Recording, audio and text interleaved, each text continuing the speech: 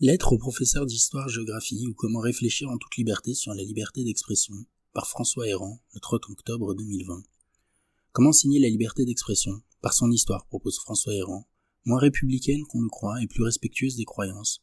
Au lieu d'en faire un absolu, il est temps d'observer que ces conditions d'exercice se déploient dans un temps et un espace déterminés.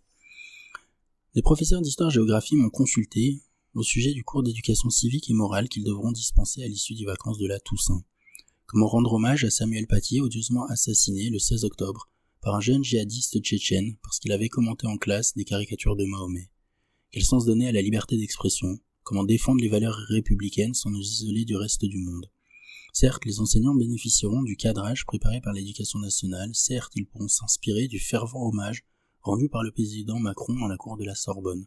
Et s'ils le souhaitent, ils pourront revenir sur la lettre de Jean Jaurès aux instituteurs. Et si la liberté d'expression nous est chère, nous devons pouvoir lui appliquer aussi notre libre réflexion, à condition de l'appuyer sur des données avérées. C'est le sens des conseils que je me permets de donner ici. Premier conseil, faire découvrir aux élèves des textes républicains, rester un peu dans l'ombre ces derniers temps.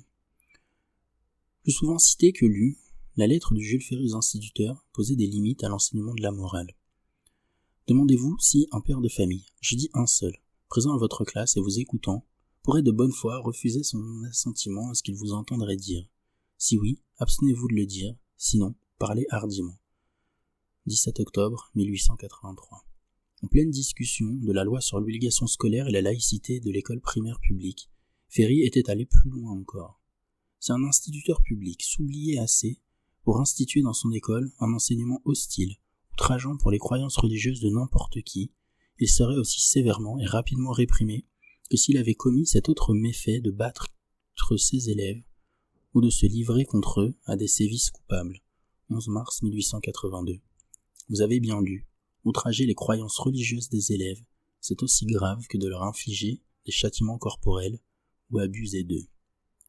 Faut-il en conclure que toutes les religions méritent le respect? Oui, répond l'article 1 de la Constitution de 1958. La France est une république indivisible, laïque, démocratique et sociale.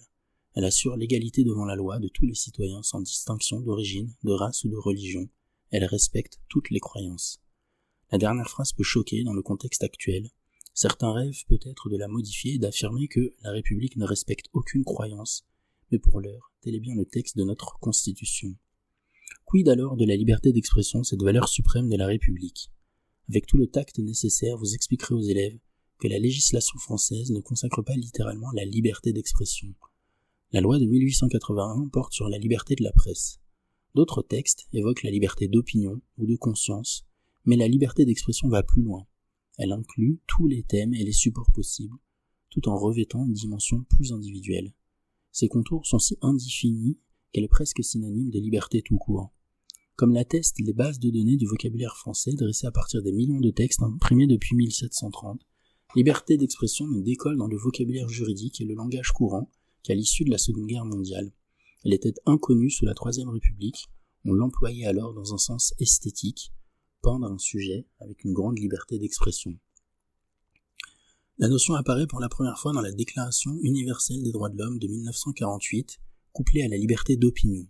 Tout individu a droit à la liberté d'opinion et d'expression, ce qui implique le droit de ne pas être inquiété pour ses opinions et celui de chercher, de recevoir et de répandre, sans considération de frontières, les informations et les idées par quelque moyen d'expression que ce soit. Le texte a été préparé par le Canadien John Peters Humphrey, chef de la division des droits de l'homme aux Nations Unies, et révisé par le Français René Cassin, vice-président du comité de rédaction de la Déclaration. Liberté d'expression est la version française de Freedom of Expression. C'est seulement en 1950, dans l'article 10 de la Convention européenne des droits de l'homme, que la locution liberté d'expression apparaît seule dans la plénitude de son sens actuel. On s'imagine que nos plus hautes valeurs sont toutes d'origine républicaine et ne doivent rien au monde anglo-saxon, volontiers traité en repoussoir. C'est inexact et les élèves doivent le savoir. La liberté de la presse elle-même n'est pas fille de la Révolution française et encore moins de la loi de 1881. On a droit au Virginia Bill of Rights, la Déclaration des droits de Virginie, promulguée en 1776, d'où elle gagnera le reste des États-Unis, puis le monde occidental. Sur la liberté d'expression, on lira avec profit, à condition de la compléter, la tribune récente de Christophe Bigot, Le Monde, 26 octobre. spécialiste du droit des médias et avocat de groupes de presse. Il cite le fameux arrêt Handyside rendu le 7 décembre 1976 par la Cour européenne des droits de l'homme. La liberté d'expression constitue l'un des fondements essentiels d'une société démocratique, l'une des conditions primordiales de son progrès et de l'épanouissement de chacun. Sous réserve des restrictions mentionnées dans l'article 10 de la Convention européenne des droits de l'homme, elle vaut non seulement pour les informations, les idées accueillies avec faveur ou considérées comme inoffensives ou indifférentes, mais aussi pour celles qui heurtent, choquent ou inquiètent l'État, une fraction quelconque de la population. Ainsi le veulent le pluralisme, la tolérance et l'esprit d'ouverture, sans lesquels il n'y a pas de société démocratique. Si l'on veut honorer la mémoire de Samuel Paty, conclut l'avocat, voilà un idéal intangible. Vous remarquerez au passage qu'il est question de démocratie et non de république. La république en espèce n'est qu'une variante de la démocratie. Demandez alors à vos élèves de lire l'article 10 de la Convention européenne des droits de l'homme. Toute personne a droit à la liberté d'expression. Ce droit comprend la liberté d'opinion, la liberté de recevoir ou de communiquer des informations ou des idées, sans qu'il puisse y avoir ingérence d'autorité publique et sans considération de frontières. Mais voici le second alinéa. L'exercice de ces libertés, comportant des devoirs et des responsabilités, peut être soumis à certaines formalités, conditions, restrictions, sanctions, prévues par la loi, qui constituent des mesures nécessaires dans une société démocratique à la sécurité nationale, à l'intégrité territoriale ou à la sûreté publique, à la défense de l'ordre, à la prévention du crime, à la protection de la santé ou de la morale, à la protection de la réputation ou des droits d'autrui.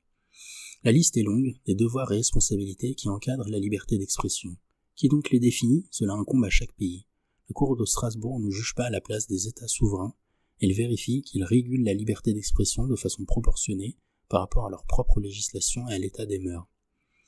En l'espèce, l'arrêt Handyside de 1976, cité par Maître Bigot, concluait que les autorités britanniques n'avaient aucunement violé l'article 10 de la Convention en ordonnant la saisie et la destruction d'un manuel d'éducation sexuelle pour enfants jugé contraire aux bonnes mœurs britanniques. Il est donc paradoxal d'invoquer cet arrêt pour honorer la mémoire de Samuel Paty. S'il doit retenir l'attention des élèves, c'est sur un point précis. La liberté d'expression peut inclure l'expression d'idées choquantes ou blessantes, mais toujours dans les conditions admises par la loi. Mais alors, que répondre à un élève qui vous opposerait l'article 4 de la Déclaration des droits de l'homme et du citoyen? La liberté consiste à pouvoir faire tout ce qui ne nuit pas à autrui. Comme le souligne le politiste Denis Ramon, Raison politique, 2011 et 2013, deux interprétations s'opposent, offensive ou tolérante. Dans la lecture offensive, celle de la Cour de Strasbourg, toute parole ou image, même offensante, alimente le débat public et sert donc la démocratie. Elle serait bénéfique pour tous, y compris pour la minorité offensée. Une telle position est typiquement paternaliste. L'auteur de l'affront sait mieux que ses victimes ce qui est bon pour elles. Il estime que la blessure sera effacée par le surcroît de lumière ainsi dispensé. À la limite, l'offensé devrait remercier l'offenseur de cette belle leçon de liberté, y compris quand le donneur de leçon est un chef d'État étranger. Vous inviterez vos élèves à illustrer les effets de cette théorie à l'aide d'exemples récents.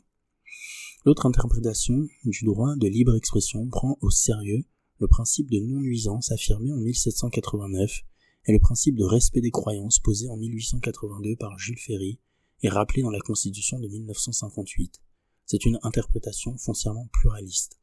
Sur la pluralité des valeurs, vos élèves liront avec profit le philosophe Paul Ricoeur, Entretien avec Anna Ocar, publié en 1996 dans Éduquer à quoi bon. Ouvrez les guillemets, citation. Nous ne vivons pas dans un processus global de valeurs qui serait comme des étoiles fixes. C'est là un aspect de la modernité et un point de non-retour. Nous évoluons dans une société pluraliste, religieusement, politiquement, moralement, philosophiquement, où chacun n'a de force que sa parole. Notre monde n'est plus enchanté. La chrétienté comme phénomène de masse est morte, et nos convictions ne peuvent plus s'appuyer sur un bras séculier pour s'imposer. Préparer les gens à entrer dans cet univers problématique m'apparaît être la tâche de l'éducateur moderne. Celui-ci n'a plus à transmettre des contenus autoritaires, mais il doit aider les individus à s'orienter dans des situations conflictuelles, à maîtriser avec courage un certain nombre d'antinomies. Et Paul Ricoeur de citer 3 exemples d'antinomies. Préserver l'autonomie de chacun tout en entrant dans un espace public de discussion. Appartenir à une tradition vivante sans exclure la présence d'autres traditions. avoir des convictions personnelles tout en pratiquant une ouverture tolérante à d'autres positions que la sienne. Il faudra expliquer aux élèves que le pluralisme, selon Paul Ricoeur, n'est pas synonyme de relativisme. C'est une valeur fondamentale de la démocratie.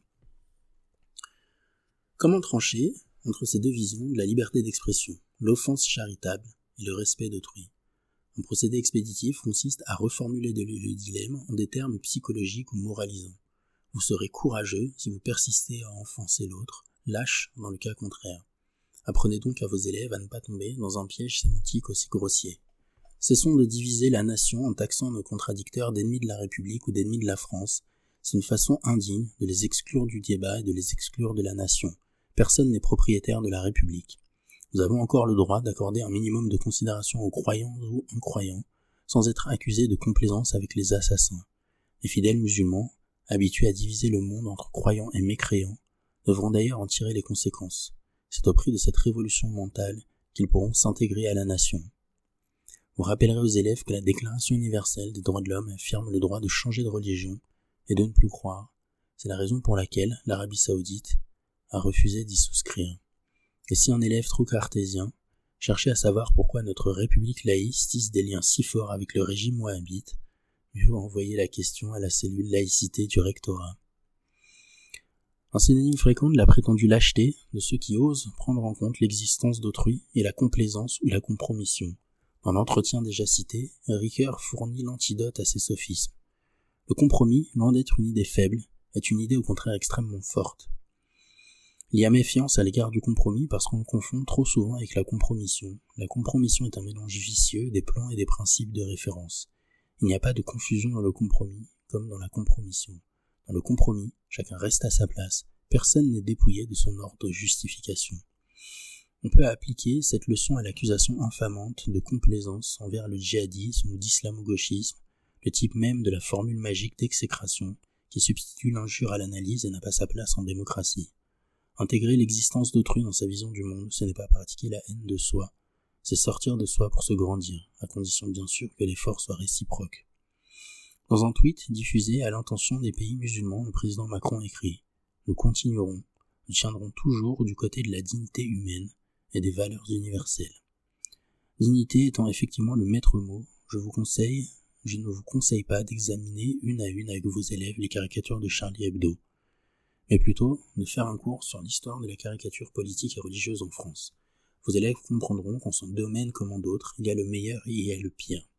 Tout le monde n'est pas Daumier, Nadar ou Doré, ou de nos jours Chapat, Dilemme, Pétillon ou Plantu.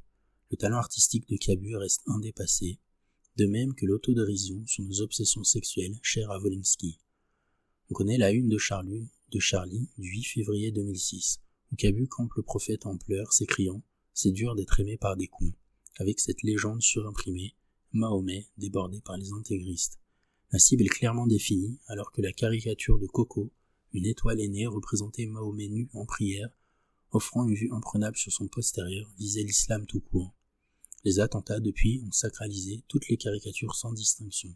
Comment expliquer aux élèves que nous sommes arrivés au point où c'est justement qu'un caricature est nulle, réduite à sa fonction la plus dégradante, sans dimension artistique, humoristique ou politique, qu'elle est censée illustrer à l'état pur la liberté d'expression et nos plus hautes valeurs républicaines, y compris l'affirmation de la dignité humaine. À l'impossible, nul n'est tenu. À la question de savoir si j'ai encore le droit, au pays de la libre expression, de m'indigner du caractère offensant de certaines caricatures, sans être accusé de haïr la République, la pesante atmosphère qui règne aujourd'hui me dit que non. Poussée à l'absolu, la libre expression ne tolère plus la libre critique. Les textes constitutionnels que j'ai cités ont évoqué le respect des croyances. On peut dire que les djihadistes ont atteint leur but, nous pousser à bout, ériger les caricatures en absolu au risque d'isoler la France. Vos élèves liront avec profit le sage éditorial de Soulaïma Mardam Bey dans le quotidien francophone libanais L'Orient le Jour du 27 octobre 2020. Pour beaucoup de Français, les caricatures sont aujourd'hui le symbole même de leur identité. Pour beaucoup de musulmans au Moyen-Orient, elles sont la négation de la leur. Ce dialogue de sourds prend actuellement des proportions démesurées, chacun se drapant dans une conception puriste et quelque peu anachronique de ce qu'il est. La République pour les uns, l'islam pour les autres, comme si l'une et l'autre, en plus d'être par nature inconciliables, répondaient de surcroît à des critères immuables, hermétiques au temps et à l'espace. De fait, il est tout aussi vain de camper sur l'unicité de la République, source exclusive de toute valeur, que de pousser à l'extrême l'idéologie politique de l'unicité en islam, la fameuse Tawhid. Professeur d'histoire-géographie, votre mission est justement de rappeler que nous sommes plongés dans le temps et dans l'espace, que nos valeurs les plus chères, y compris la liberté d'expression, ont une histoire, souvent venue d'ailleurs, et que nous devons garder prise sur leur définition et leurs conditions d'exercice. Je sais, cette tâche dépasse vos forces et le cadrage officiel a ses limites, mais si vous voulez faire de vos élèves des citoyens et tout simplement des adultes, apportez-leur tous les éléments du débat comme j'ai essayé de le faire ici. Ne les enfermez pas dans vos vérités toutes faites, ils méritent mieux que ça. François Héran, le 30 octobre 2020.